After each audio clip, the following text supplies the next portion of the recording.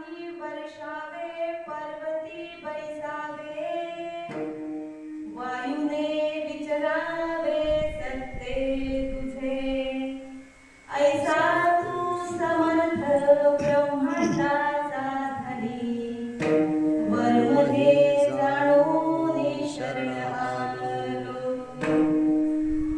नामा म्हणे काही न हारे साचार नामा म्हणे काही न हारे साचार प्रभू तू निर्धार पांडुरंगा ऐसा तू समर्थ ब्रह्मांडाचा धनी वर्महे जाणून शरण आलो विठ्ठल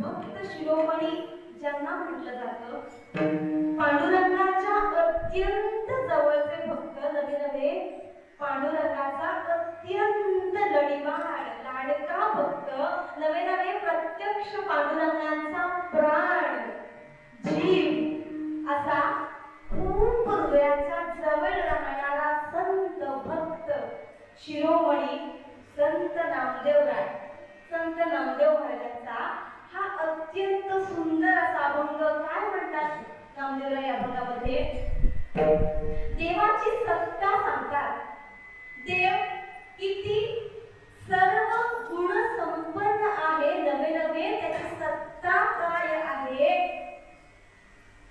देवाच्या अधीन काय काय आहे याचा परिचय देवाच्या शक्तीचा गुणाचा त्याच्या ताकदीचा त्याच्या बळाचा आणि त्याच्या सर्व सत्तेचा परिचय करून देणारा चार चरणाचा भक्त शिरोमणी संत नामदेव महाराज यांचा हा अभंग आहे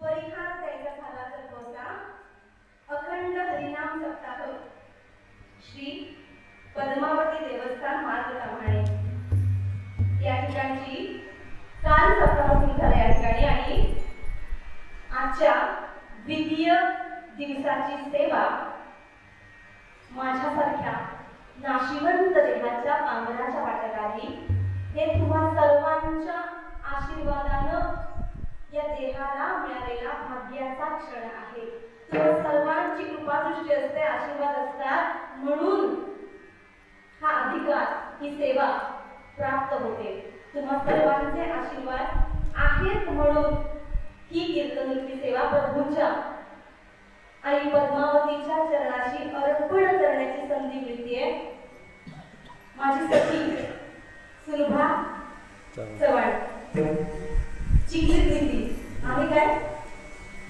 सुलभा नाही आहे माझंच दुर्भाग्य आहे खरं तर तिचं दर्शन मी या धर्ममंडपात घेऊ शकत नाहीये पद्मावती आईच्या मनात काय माहित नाही पण आज तिला कौटुंबिक अडचणी त्याच्यामुळे ती या गाभाऱ्यात नाही येऊ शकली पण गेल्या वर्षी याच गाभाऱ्यात आम्हा मैत्रिणींची भेट झाली होती तेव्हा कळलं की सुलभा या गावची आहे आणि तिचे यजमान सुहास दादा तर त्या दोघांनी तेव्हाच गेल्या वर्षी ठरवलं होतं की द्वितीय दिवसाची सेवा आम्ही त्याचे सौजन्य करणार आहोत तर तू करशील का गेल्या वर्षी दिलेला शब्द आहे सुलभाचं मन वेळा की अरे मला फोन करून सांगत होती आणि तिला तू 10 तारीख लक्षात आहे ना मी तिला गमतीनं म्हणायचे 10 तारखेला प्रत्यक्ष पंढरीश परमात्मा न्यायला जरी आला ना मला तरी त्याला सांगेन 7:30 ते 9:30 या तुला खाल्लं नसतं सुलभा हसलेली म्हणाली अगोदर नको असं बोलू काय आहे ना देवाची भक्ती करण्याचा मौका संधी जो देवाचा मनापासून भक्त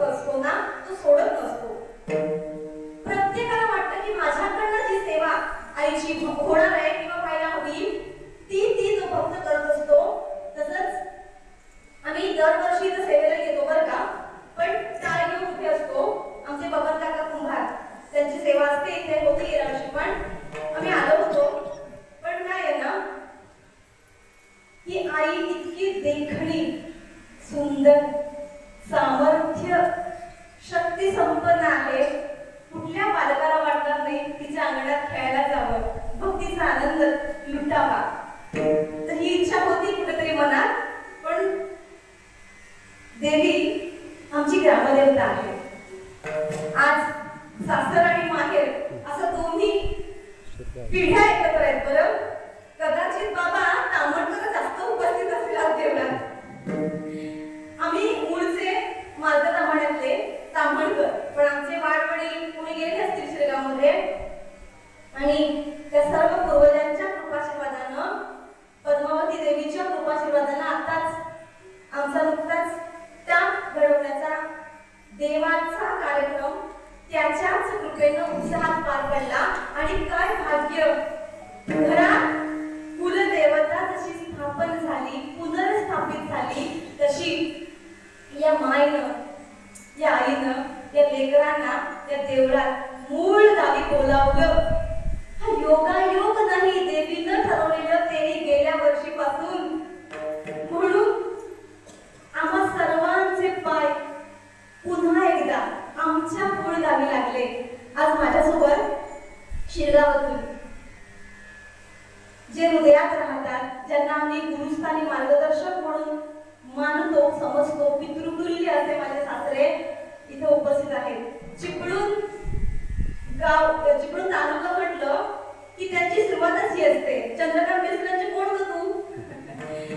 सांगताना अत्यंत अभिमान होतो त्यांची मिसून. तर आज माझे सासरे उपस्थित आहेत. इकडे माझे दादा, ज्यांच्या नावातच विठ्ठल आहे. जितके सुंदर ते दिसतात ना, तसेच सुंदर आहेत. तर ते माझे दादा, त्यांची सौभाग्यवती, त्याही इथे उपस्थित आहेत. माझ्या घरचे सगळे म्हणजे लहान थोर, म्हणजे पुतळ्यांपासून अगदी सासवांपर्यंत सगळे उपस्थित आहेत. या सर्वांची सेवा पद्मावती आईनं करून घ्यायचं ठरवलं, म्हणून आम्ही केवळ उपस्थित आहोत. नाहीतर कोणी बोलावं असं शिरगावमध्ये. माहेरचं बाळकडू, माझी 2 नंबर आई, माझी नानी समोर बसलीये. काय आहे ना, आम्हा तरुणांच्या गळ्यात हा वीणा यायला ना परम भाग्य लागतं, परम भाग्य. त्या काळी वारी करणं, परमार्थ करणं, अध्यात्म करणं साधी सरळ सोपी गोष्ट नव्हती. त्या काळी त्या माझ्या आयांनी, माझ्या चुलत्यांनी सर्वस्वाचा त्याग करून माळ धारण केली. कधीतरी आम्ही त्यांच्या जोडीला बसलो, हरिमुखे म्हणा, मोडकं तोडकं कोबडं का होईना बोललो, आणि त्या सगळ्यांची साधना आज या नाशिवंत देहाच्या पदरात पडलीये. या शरीराला जन्म देणारे माझे जन्मदाते, माझे वडील बा, हे सुद्धा कीर्तन करतात. पण त्यांचा असा अट्टास असतो, वेळेअभावी बाहेर जाऊ शकत नाही. म्हणून परंपरेची सेवा म्हणजे आमच्या गावी मुंडळा ते परंपरागत आलेली सेवा करतात. माझे आजी आजोबा वारकरी पंढरपूरचेच भक्त, ते पण कीर्तनकार होते. त्यानंतर माझे मोठे बाबा, हे सुद्धा. म्हणजे हा देह असाच तयार नाही होत. म्हणजे या गावी सुद्धा पद्मावती आईची जी लेकरं आज वयानं, अनुभवानं, मनानं जी मोठी झालेली आहेत, ती पद्मावती आईची सर्व लेकरं ही साधना गेले किती वर्षापासून बाबा? अंदाजे एक किमान किती वर्षापासून असेल की भक्ती भरपूर. ज्या अर्थी हे सौंदर्य बलाढ्य आहे, ज्या अर्थी या धर्ममंडपात भक्तीचा सुगंध येतोय, त्या अर्थी ही साधना 1-2 वर्षाची नसेल हे सिद्ध होतंय. तुम्ही सर्वच लहान थोर वृद्ध अनुभवी मंडळींनी ही साधना केली, म्हणून हे एवढं देखणं वैभव आज इथं उभं राहिलंय. ना तुम्हा सर्वांची साधना आमच्यासारख्या तरुणांच्या पदरात येते. आम्ही परमार्थ करत असलेली तरुण पिढी म्हणजे आयत्या पिठावर रेकोट्या. कष्ट तुम्ही घेतले, मेहनत तुम्ही घेतली, हे उभं तुम्ही केलंय. त्यामुळं आम्ही ही वारी, ही पताका मोठ्या मानानं मिरवतो आहोत. आमचा दादा निलेश दादा पांदळे चिखलीतून आले ते, पण आम्ही त्यांना गमतीनं भजनी मालिका म्हणतो. बरं का? बरं, वारीत अखंड किती वर्ष झाले दादा? तरी पण पायवारीला भरपूर वर्ष ना, खूप वर्ष हा दादा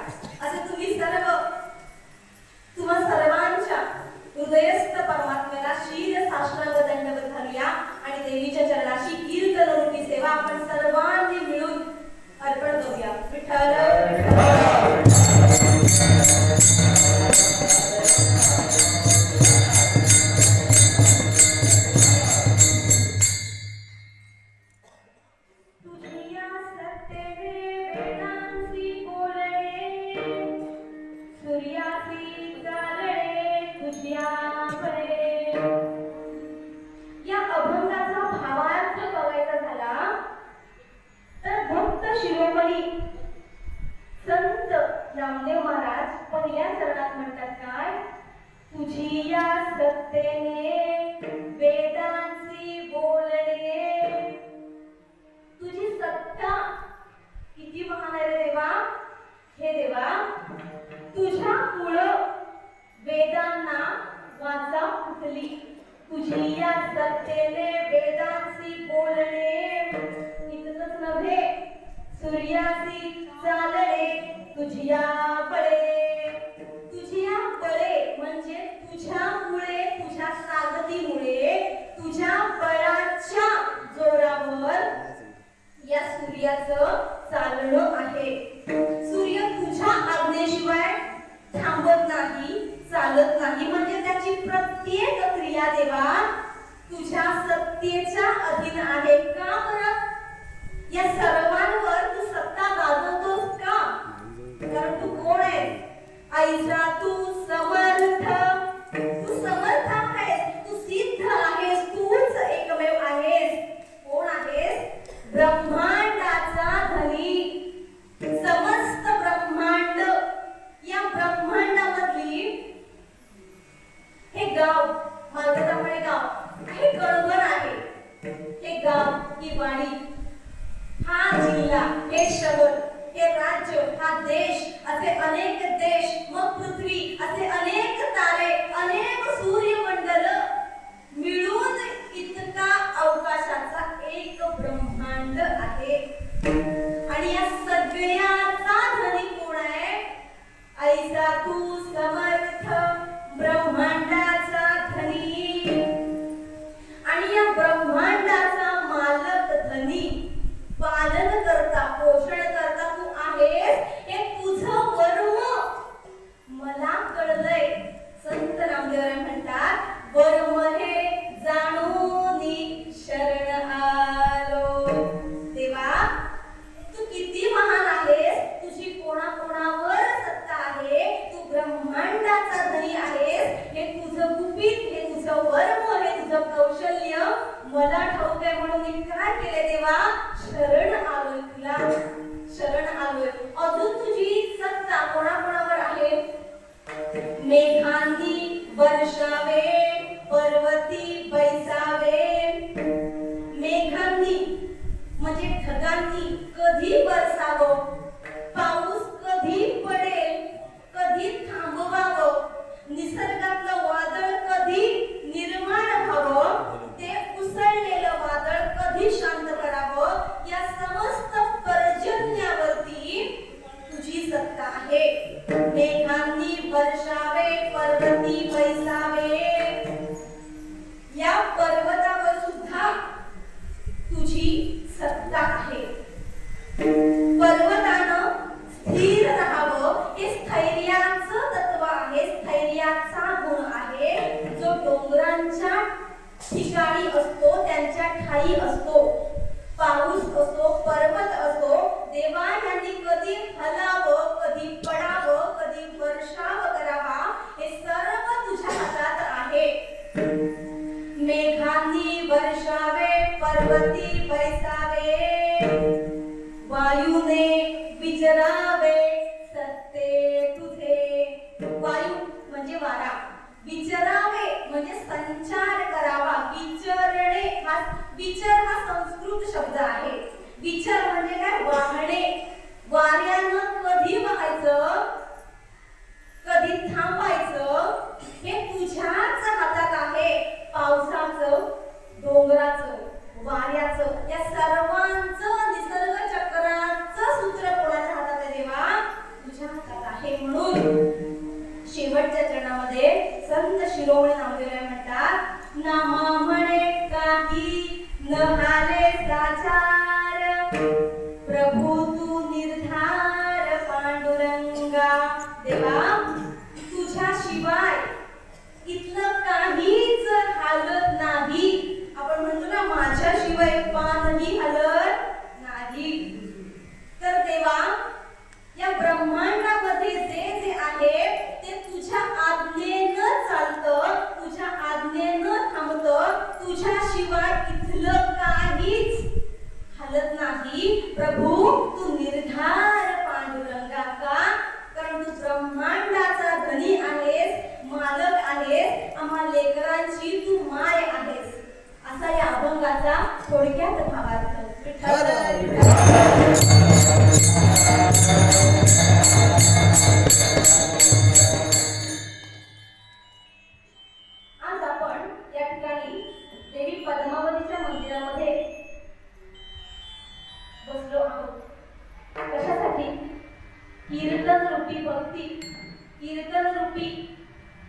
देवाची भक्ती करण्यासाठी, श्रवण करण्यासाठी, प्रभूसाठी केलेलं प्रत्येक काम ही त्या प्रभूची सेवा असते. सेवा. आमचे वडील कीर्तनामध्ये कधी कधी म्हणतात की सत्यातलं तुम्ही खरकट जरी उचललं ना तरी त्या प्रभूची सेवा आहे. याचा अनुभव घेतो बरं. आणि जेव्हा अन्न प्राशन करून गेल्यानंतर पत्रावळ्या उचलण्याचा जो काय आनंद असतो ना तो भोगलाय. जेव्हा उष्ट्या पत्रावळ्या उचलण्याचा कधीतरी योग येतो तेव्हा खऱ्या अर्थानं कळतं प्रभू भगवान श्रीकृष्ण त्याने पण हे काम केलंय, आपण केलं तर बिघडलं कुठं, हा भाव मनात येतो आणि प्रभू साक्षात दिसतो. आणि त्याला आपण म्हणतो प्रभू तू जशी भक्तांची सेवा केलीस ना तशी या देहाला करायला दिलीस, भाग्य माझं. प्रभूसाठी जे जे काम आपण करतो ना ते देवाची सेवा असते.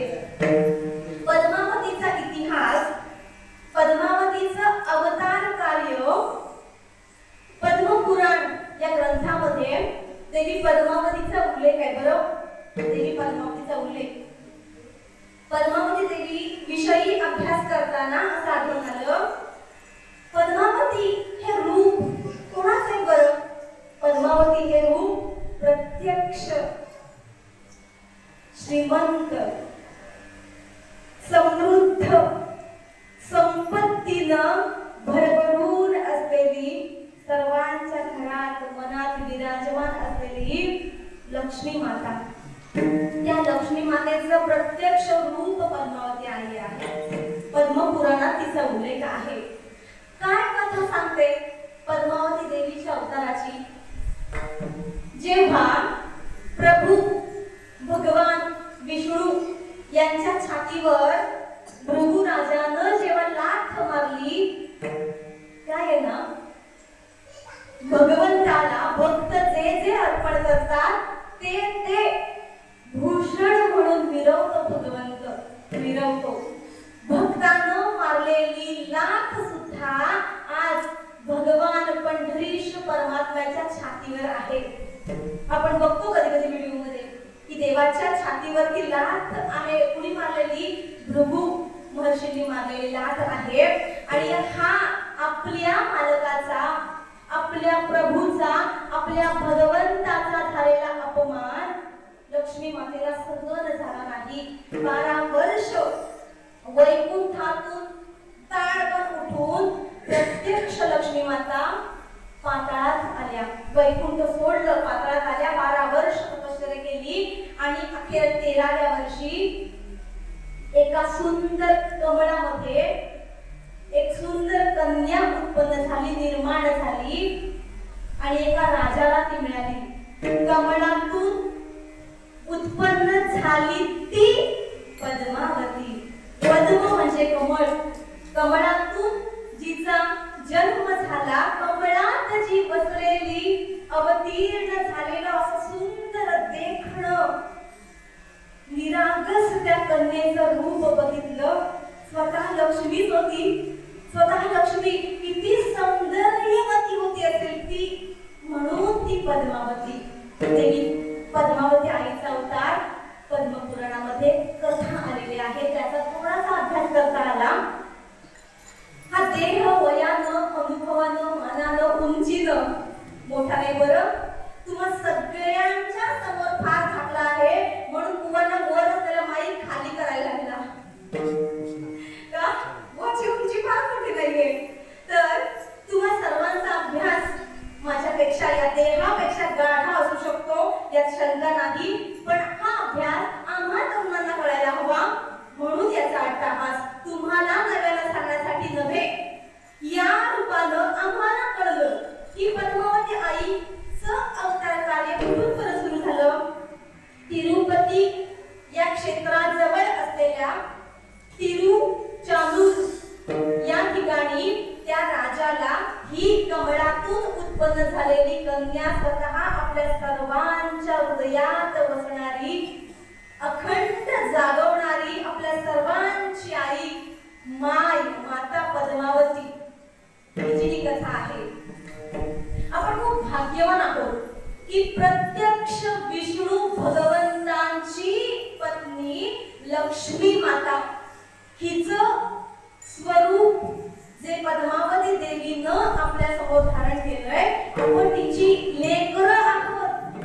लेकरं. आणि अजून एक, आपल्याला कुणी आवडतं म्हणो वा न म्हणो, कधी कधी ना लोक आपला उगाच अपमान करतात, उगाच आपल्याला वाटेल तसं टोमणे देऊन बोलतात, निंदा करून बोलतात. का बरं? कारण आपण काय त्यांचे लाडके नसतो. पण हृदयस्थ परमात्मा ज्याच्या हृदयात विराजमान आहे, ती सर्व लेकरं संतांची लाडकी असतात.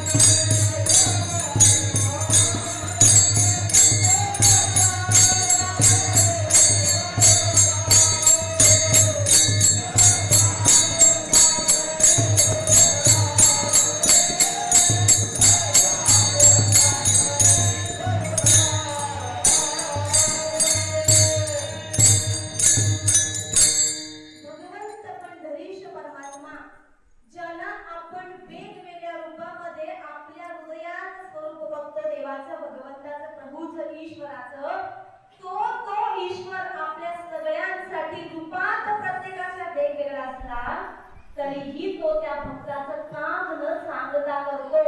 साधावया भक्ती काज ज्ञानी लाज धरीत. तो भक्तांचं काम करण्यासाठी मनात लाज धरत नाही.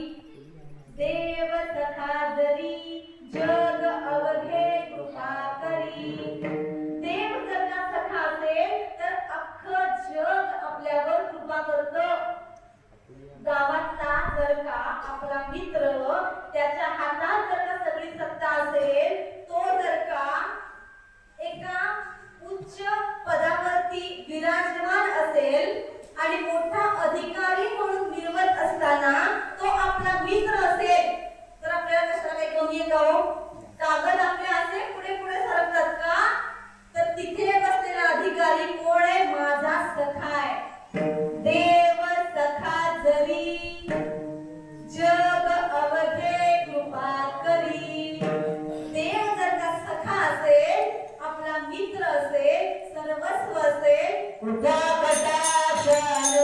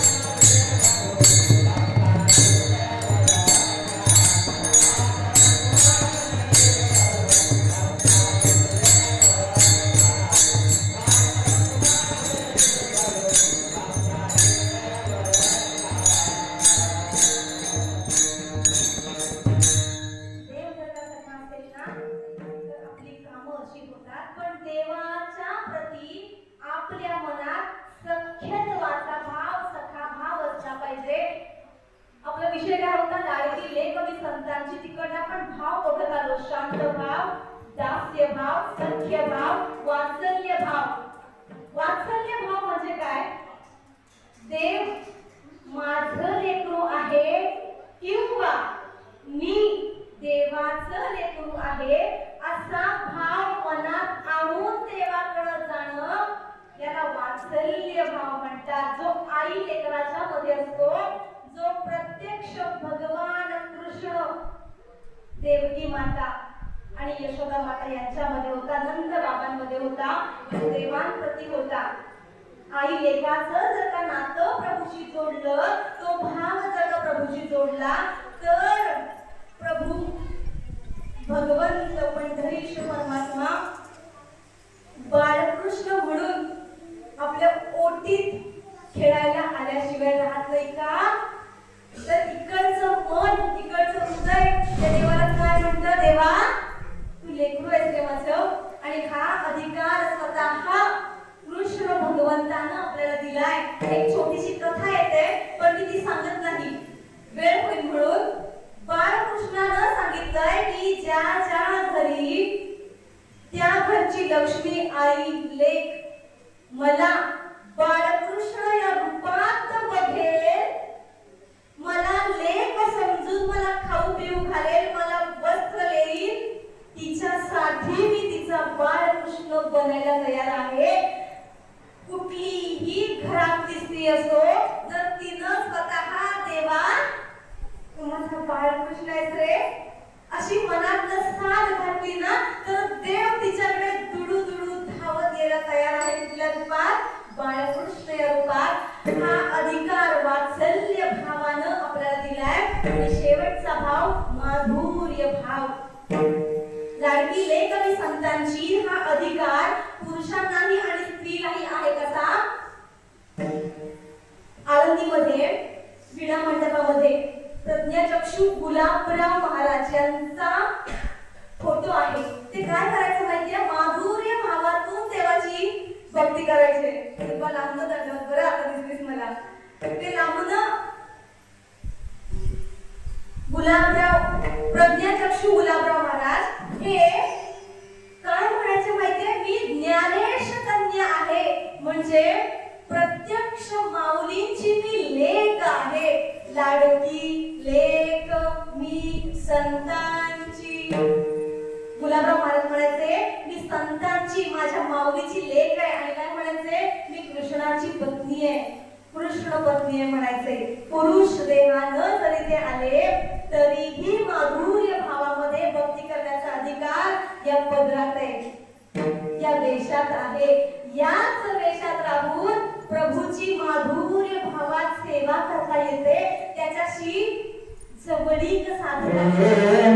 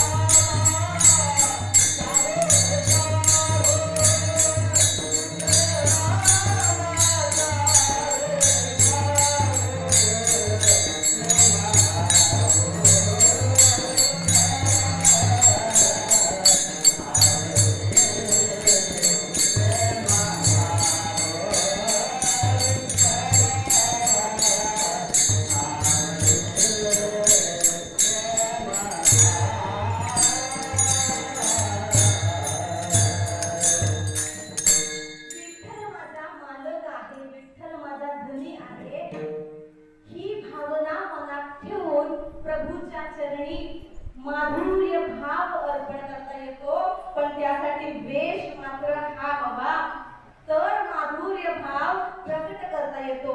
स्वामी भक्त जर पुढे असतील त्यांना माहिती आहे की स्वामींचा एक साडी परिधान केलेली प्रतिमा आपण बघतो, हा माधुर्य भाव आहे. याच वेशात करता येतो. पती माझा मालक आहे आणि मी त्याच्या चरणाची दासी आहे, हा माधुर्य भाव आहे. इथं बसलेला प्रत्येक जीव भाग्यवंत आहे. बरं, भाग्यवंत का?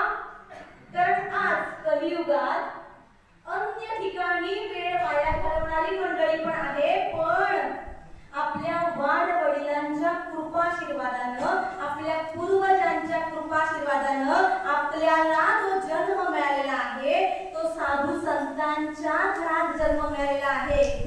जिथं वीणा आहे, जिथं टाळ आहे, जिथं ही गादी आहे, जिथं मंदिरात येता येतंय, अशा भक्तिमय वातावरणामध्ये संतांच्या घरामध्ये आपल्याला जन्म मिळालेला आहे.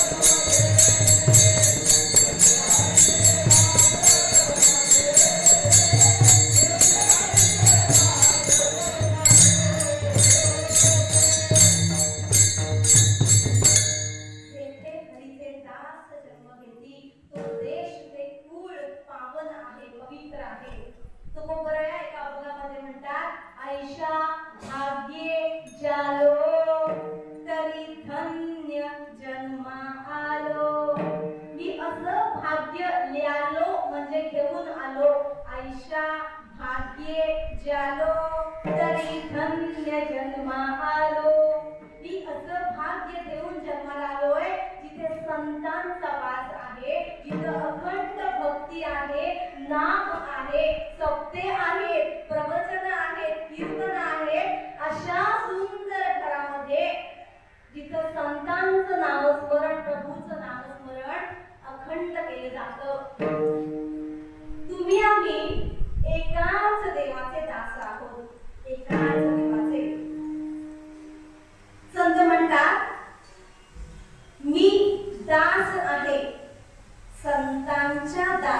प्रभूंचा दास आहे. नवे नवे आपण सर्वच जण त्या प्रभूचे दास आहोत.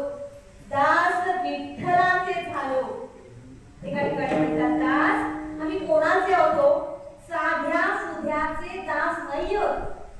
जो पंढरीश परमात्मा पंढरपूर मध्ये विराजमान आहे, अशा ज्यानं विश्वरूप दाखवलं, अशा पंढरीश परमात्म्याचे भगवंताचे आम्ही दास आहोत. म्हणून म्हणतात दास विठोबाचे झालो. धन्य आम्ही जन्मा आलो, दास विठोबाचे झालो.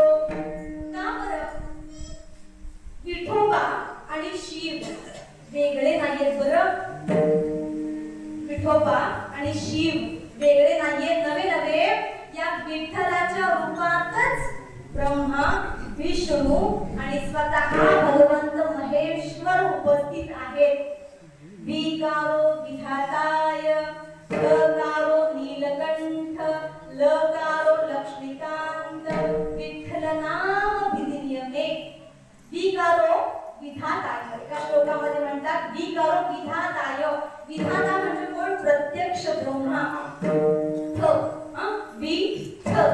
ठकारो नीलकंठ.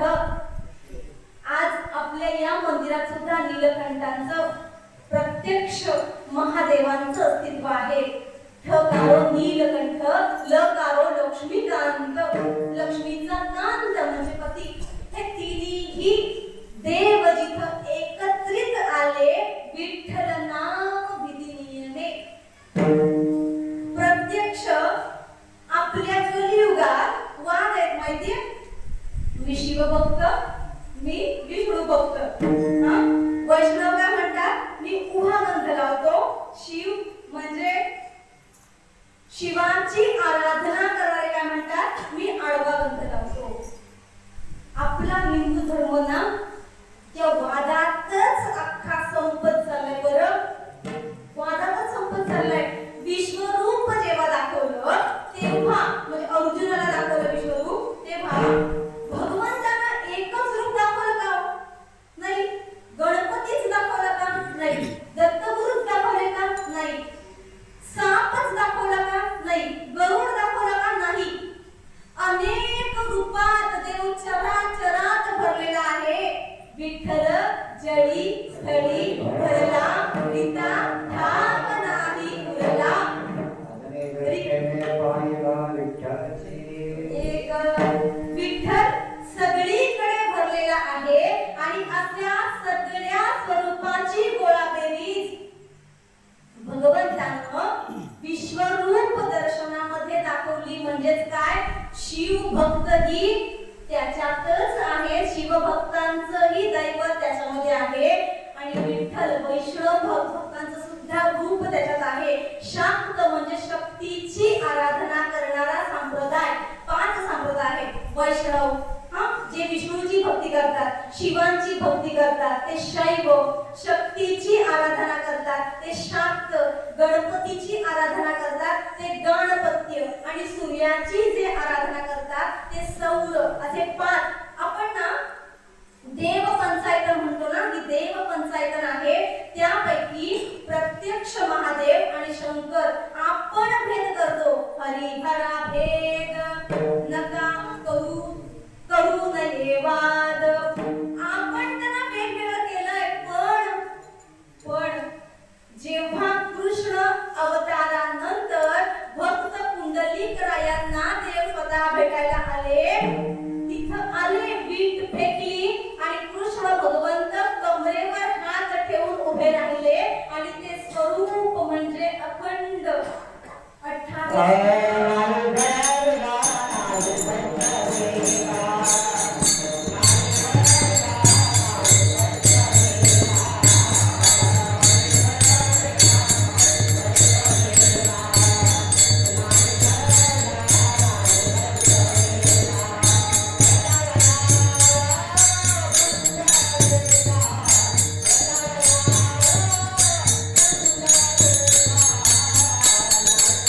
Thank you.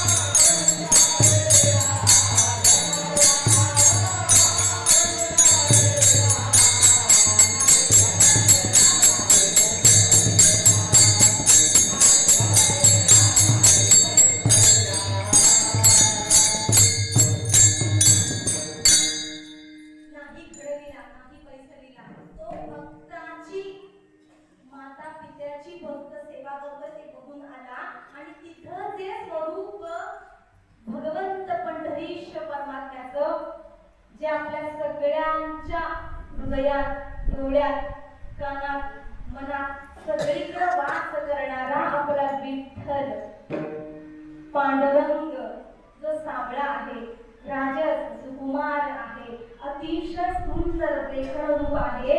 ते इतकं सुंदर नाविन्य रूप भगवंतानं घेतलंय. त्याची पहिली वारी करणारे कोण असतील तर प्रत्यक्ष महादेव महेश्वर आहेत, भोलेनाथ आहेत. पहिले वारकरी बरं, पहिली वारी करणारे प्रत्यक्ष महादेव आहेत. आणि त्यांनी जेव्हा पंढरीश परमात्म्याला कृष्ण भगवंत आणि स्वतः महेश्वर या दोघांचं सख्यत्व बरं, मित्र भाव दोघांच्याही मनात. खरं तर महादेव वैष्णव आहेत बरं. महादेव वैष्णव आहेत का? कारण ते मानतात भगवान विष्णूंना. वैष्णव आहेत ते स्वतः. आणि ते भेटायला आले. देवाला कधी बघतोय असं झालं. काय होतं ना, एखादं लहान लेकरू किंवा आपल्या जवळची व्यक्ती आपल्याला जेव्हा पहिल्यांदा भेटते तेव्हा काय करतो आपण, जे आम्ही मगाशी सुरुवातीने केलं, 2 सेकंद 3 सेकंद घट्ट मिठी मारून राहतो का, माझा सखा मला भेटला, जीव शिव ऐक्य होतं, विचार सेम, वागणं वर्तणूक सगळी सारखी असणारी माणसं जेव्हा एकमेकांना भेटतात. आपण सुद्धा बरं एकमेकांना माळ गळ्यात असो नसो, कधीतरी विणा घेतला असो नसो, पण रामकृष्ण हरीचा गजर काय आहे, विठ्ठल ज्ञानोबा माऊली तुकाराम काय आहे, हे अनुभवणारी जी व्यक्ती आहे ती एकमेकांना भेटल्यावर आधी एकमेकांच्या नमस्कार करते, दंडवत घालते. हा भाव आहे. आणि हाच भाव महादेवांच्या मनात नाचू लागला, उत्साह वाटला, आनंदी झाले. परमेश्वराला भगवंत पंढरीश परमात्म्याला बघितलं, धावत सुटले, त्यांच्या चरणाशी लोटांगण टाकलं आणि विठ्ठलानं पांडुरंगानं महादेवाला घेतलं आणि मस्तकावर धारण केलं. सख्य भाव, मनातली भक्ती, मनातलं प्रेम जर का उच्चांपरून आलं ना तर तो भगवंत पण आपल्याला डोक्यावर घेतल्याशिवाय राहत नाही. भगवंताच्या मुकुटावर, त्याच्या शिरावर प्रत्यक्ष पिंड आहे. आणि असा सर्व गुण संपन्न, सर्वांना शिरावर धारण करणारा जनाबाई सुंदर वर्णन करतात. विठो माझा लेकुरवारा, विठो माझा लेकुरवारा, सखे गो माझा वेळा, विठो माझा लेकुरवारा.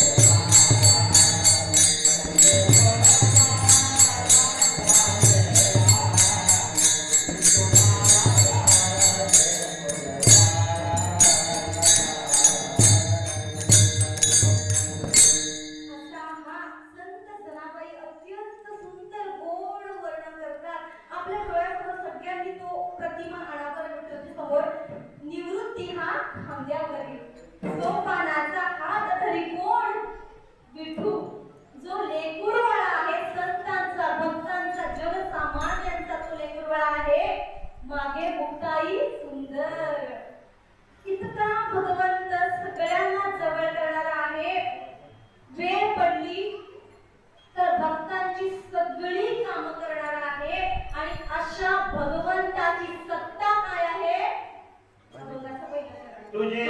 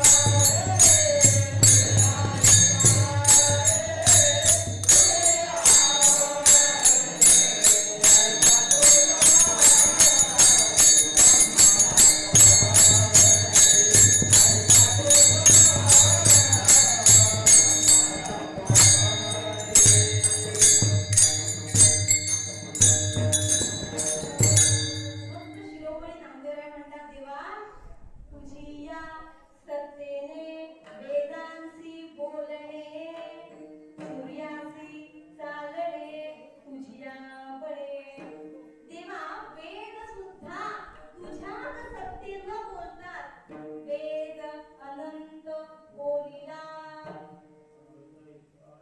अर्थ कितुकाची साधिला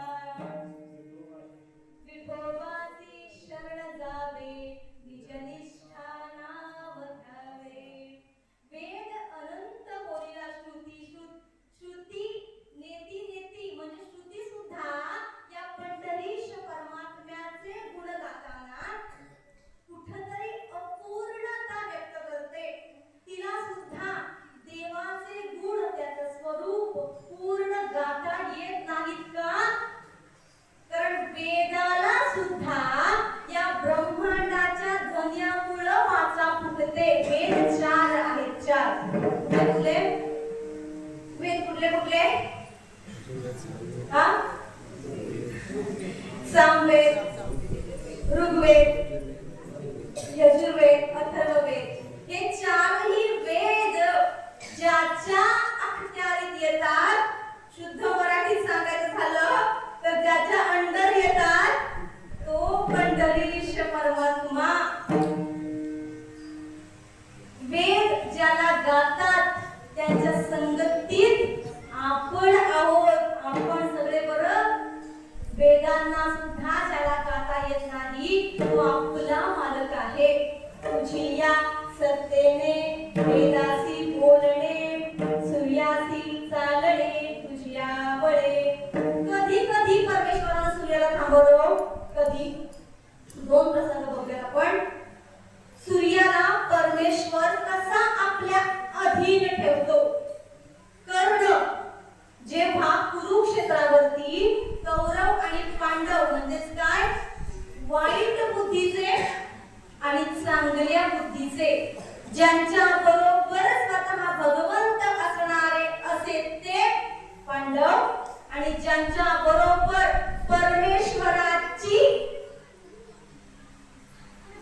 युद्ध करणारी सेना असणारे असे ते कौरव परमेश्वर एकटा असला ना वाद झालं आपल्याला परमेश्वराची कुठलीही लढवई सेना नको एक परमेश्वर असला तरी वाद झालं हे बघा समोर चार बायका असतील आपल्या समोर विरुद्ध आणि एक आई आपल्या बरोबर असेल अर्थात ज्याला आई नाहीये ना त्याला फार जवळनं आईची किंमत कळते बरं फार जवळनं आपण भाग्यवान आहोत आपली माय आपला बाप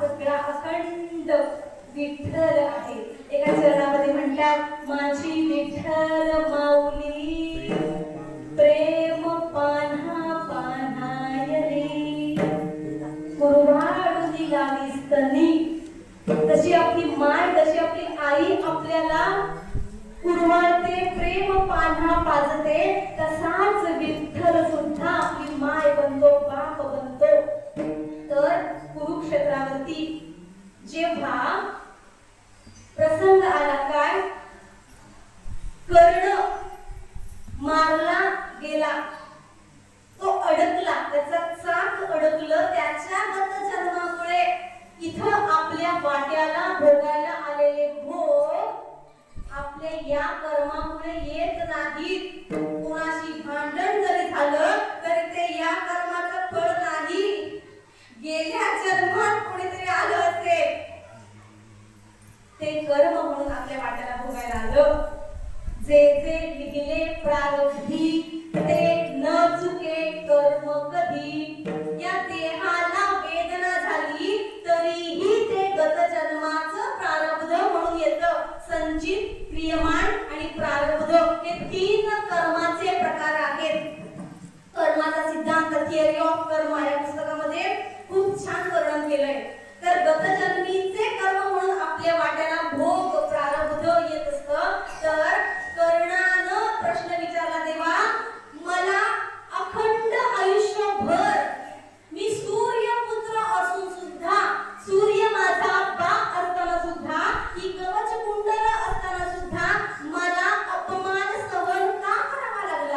मी असा काय गुन्हा केलाय म्हणून मला सगळ्यांनी आयुष्यभर कुंती पुत्र असूनही मला सूत पुत्र म्हणून चिडवलं, गिळवलं, मला त्रास झाला, वेदना झाल्या, मला रडू यायचं का देवा? हा अन्याय माझ्याबरोबर का? मी कुंतीचा, पांडवांचा मोठा बंधू असूनही मला सूत पुत्र म्हणून का हिणवलं गेलं? शेवटची घटका कर्ण, दानशूर कर्ण म्हणतो आपण त्याला, तो मोजत होता. कृष्णाने सांगितलं तू आता शेवटच्या घटका मोजतोय, आता मी तुला उत्तर नाही देऊ शकत. काय आहे ना, परमेश्वर त्याच्या परीनं आपल्याशी सख्यत्व करायला येत असतो, पण नतभ्रष्ट आपण आपल्या संगतीत परमेश्वर निमित्त बनून येतो, आपल्याला चांगल्यांचे विचार ऐकवतो, चांगल्यांची संगत देतो, तरी नतभ्रष्ट हा देव परमेश्वराला जाणत नाही, त्याचा अखेर कर्ण होतो. का? कारण स्वतः परमेश्वर मित्रत्व करायला आले होते कर्णाबरोबर, पण त्यानं कोणाची बाजू घेतली? कौरवांची बाजू घेतली. म्हणून तो परमेश्वरामध्ये विलीन व्हायला आला नाही. त्याचे कर्म घाणेरडे, त्याची संगत घाणेरडी, विचार घाणेरडे, त्याचं आचरण घाणेरडं, म्हणून परमेश्वराच्या हृदयात सखा म्हणून विराजमान होण्याचं भाग्य त्याच्या वाट्याला आलं नाही. पण देवाची सत्ता बघा किती. कर्ण परीनं देवाला विनवण्या करत होता, तेव्हा मला ऐकायचंच आहे माझं प्रारब्ध काय होतं, मला ऐकायचंच आहे माझ्या भाग्यात सूत पुत्र खालच्या दर्जाचा मुलगा म्हणून का हिणवलं गेलं. आणि तो भाग पूर्ण भगवंताने कर्णाला सांगितला. हा भाग आपल्याला सांगायचा नाहीये. सूर्याचं चालणं त्याच्यावर अवलंबून असतं, देवावरती. देवाची सत्ता त्या सूर्यावरती आहे, असते, राहणार आहे, हे जाणून घ्यायचं. याच्या चिंतनासाठी आपण हा दृष्टांत बघतोय. भगवंतानं त्याला त्याच्या मनाचं समाधान होईपर्यंत या सूर्याला सुद्धा सूर्यास्त होण्यापासून थांबवलं. खग म्हणजे पक्षी आपल्या घरट्याकडे जात होते, त्यांना सुद्धा तिथं म्यूट केलं, थांबवलं, स्तब्ध केलं. अर्जुनाच्या हातात जसा बाण होता तसंच त्याला थांबवलं. म्हणजे काय? पूर्ण चराचरात ज्या ज्या सजीव, निर्जीव, चल अचल, मूर्त अमूर्त गोष्टी आहेत, त्या सर्वांवर सत्ता या पंढरीश परमात्म्याची आहे. म्हणून त्या क्षणाला तेवढ्या पुरता कर्णाच्या प्रश्नाची उत्तरं मिळेपर्यंत त्यानं सूर्यास्त थांबवून ठेवला. एक उदाहरण. दुसरं उदाहरण काय? महाराज काय म्हणतात, संत काय म्हणतात? तुझी या सत्तेने वेदांशी बोलणे, तुझी या सत्तेनं काय सूर्याचं चालणं थांबलं. प्रसंग एक बघितला. दुसरा प्रसंग, जयद्रथ नावाचा अत्यंत कपटी माणूस, अर्जुनांचा पुत्र वीर अभिमन्यू, जेव्हा चक्रव्यूहात वीर अभिमन्यूला कपटानं, छळानं मारण्यात आलं आणि आपल्या मुलाचे झालेले हाल कुंती नंदनाला, कौंतेयाला, भारताला बघवले नाही, अर्जुनाला बघवले नाही, पार्थ त्याचं नाव, त्याला बघवलं नाही. आणि क्रोधायमान होऊन त्यानं काय पण केला? सूर्यास्ताच्या आत या जयद्रथाला मी मारीन.